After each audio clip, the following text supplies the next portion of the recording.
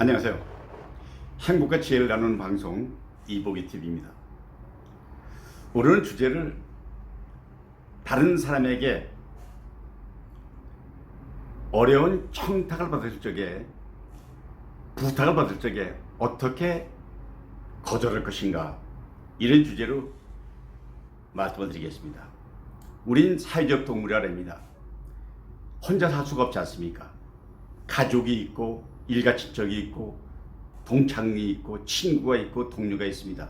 사람에 따라서는 신조가 다르지만은 그래도 대개 청탁을 하는 사람들은 청탁을 들어줄 걸 존재해야 하거든요. 근데 제일 많이 청탁받는 것 중에 하나가 함께 불법행위를 하자고 제안하는 것들입니다. 뭐 예를 들면 옛날 같으면 뭐 불법 댄스를 배우자든가, 아니면 뭐 도박을 한다든가, 아니면 뭐 사기를 쳐가지고 뭐 한건 하자든가, 아니면은 남을 속이는 일에 동원되거나, 아니면 부당이득을 치기 위해서 뭐 투기를 하거나, 이런 것들이죠. 근데 이게 걸려들었다가 들통나면 이건 전과되게 되는 일이잖아요. 이럴 경우에 신중해야 됩니다. 무조건 안 돼, 그걸 안 해, 이러면 그냥 너 잘났다 하고 다음부터는 인간관계에 끊어지잖아요. 그럴 경우에 잘 지혜롭게 내가 깊이 생각해 보니까 이런 문제가 있어서 이건 나는 어려울 것 같다. 내가 쟤네 같이 사람을 뭐 소개하겠다든가, 이런 식으로 해서 그 자리를 모면하는 것이 지혜입니다. 두 번째, 이제 많이 청탁받는 게 이 돈을 빌려내는 거죠. 살다 보면 돈이 필요할 때가 있지 않습니까? 그럼 아는 사람에게 빌려달라고 그러잖아요. 은행 문턱이 높으니까 아는 사람에게 빌려달라고 그러거든요.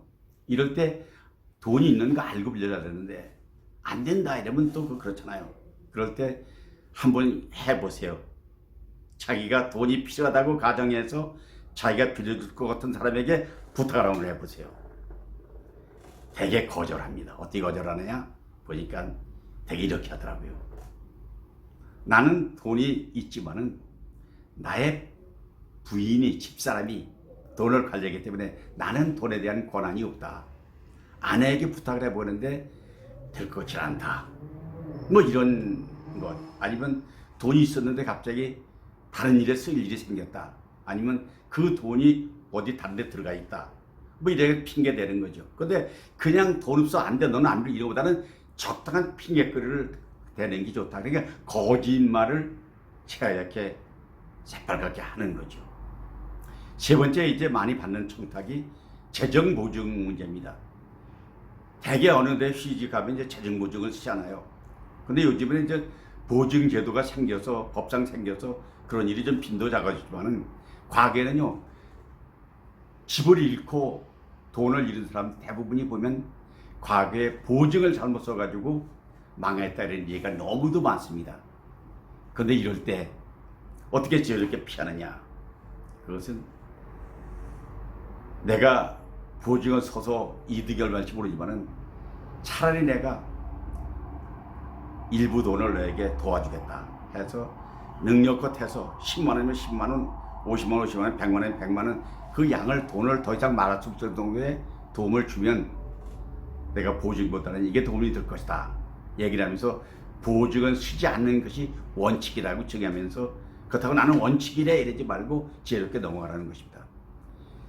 세 번째, 가장 이제 어려운 청탁이 하나 있습니다. 저의 같은 경우는 그렇습니다. 저는 공무원생활을 했기 때문에 주변에서 많은 사람들이 청탁을 많이 해옵니다. 가장 많은 게 요즘에 이제 병원에 입원하는데 입원 순서를 좀 빨리 하겠다든가, 뭐 진찰을 먼저 받게 해달라든가, 이런 것, 또는 관공서에 허가를 신청했는데 허가가 안 나오니까 빨리 허가를 내주게 한다거나, 아니면 뭐 이런 것들이죠. 근데 이것을 이제 답이 나왔습니다. 부정청탁금지법, 청탁금지법이 소위 말하는 김영란법이 있어가지고 병원에 입원 순서, 관공서의 청탁, 이런 것은 법으로 어기면 처벌받게 되어 있습니다.